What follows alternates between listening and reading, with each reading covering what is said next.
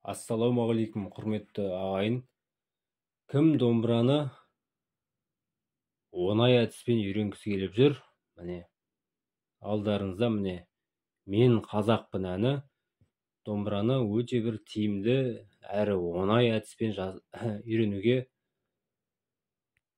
лайықтап жазылған. Міне, алдарыңызда схема. Міне. Кім домбыраны тез үйренгісі келіп жүр, әрі оңай. Міне, таптырмайтын схема, домбыраны тез тартудың құпия әдісі. Міне, сандарды тек санап табасыздар. Өте оңай. Міне, асықпай қараңыздар. Міне, былай ұстап тұрайын. Мына сандарды тек санап табасыздар. 2, 3, 5 деген сандарды. Домбыраны астынан басасыздар, ал үстіндегі санды домбыраның үстінен басасыздар. Мына үстіндегі сандарды. Үстінде 0 болса баспайсыздар. Ал мынау қағысы төмен қағыс, мынау жоғары қағыс деген белгі.